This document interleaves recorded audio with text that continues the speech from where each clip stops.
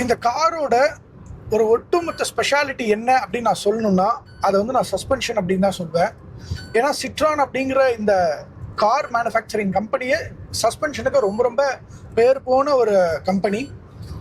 கிட்டத்தட்ட ஒரு 1960s 1950ஸ்லேயே ரோல்ஸ் ராய்ஸ் கார்ஸ்க்கு சஸ்பென்ஷன் ப்ரொவைட் பண்ண ஒரு கம்பெனி எதுனா அது வந்து சிட்ரான் கண்டுபிடிச்ச சஸ்பென்ஷன் பேட்டர்னை தான் வந்து ரோல்ஸ் ராய்ஸ் லைசன்ஸ் வாங்கி அவங்க காரில் வந்து பயன்படுத்தினாங்க.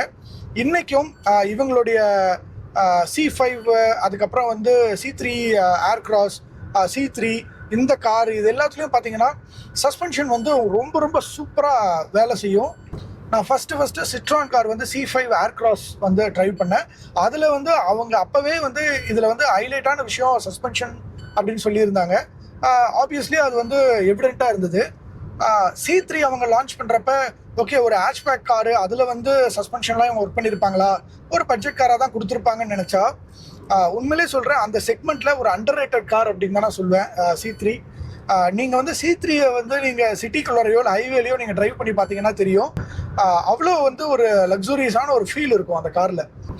இன்ஃபேக்ட் ஒரு கார் வாங்கணும்னு நீங்கள் முடிவு பண்ணுறீங்கன்னா ஒரு 4-5 ஃபேக்டர் வந்து நீங்கள் பார்ப்பீங்க. அதில் ஒரு முக்கியமான ஃபேக்டர் வந்து சஸ்பென்ஷன் தான். ஏன்னா டிரைவ் குவாலிட்டி, அந்த ஒரு லக்ஸுரி ஃபீல், இது எல்லாமே அந்த சஸ்பென்ஷன் தான் உங்களுக்கு கொடுக்குது. நமக்கும் ரோடுக்கும் இருக்கிற கான்டாக்ட் வந்து டயர், அந்த டயர் அடுத்து வந்து காரில் எதோட கனெக்ட் ஆகிருக்குன்னா சஸ்பென்ஷனில் தான். ஸோ எந்த ஒரு குழியாக இருந்தாலும் எந்த ஒரு அதிர்வாக இருந்தாலுமே ரோடில் வந்து ரஃப் பேட்சஸ் இருந்தாலோ அதை வந்து டேக்கிள் பண்ணி நமக்கு வந்து எந்த வைப்ரேஷனும் தராமல் நம்மளை அப்படியே சீட்டில் ஈஸியாக வச்சுக்கணும்னா அதுக்கு முக்கியமான ரீசன் வந்து சஸ்பென்ஷன் தான். அது வந்து இந்த காரில் வந்து ரொம்ப ரொம்ப சூப்பராக இருக்குது.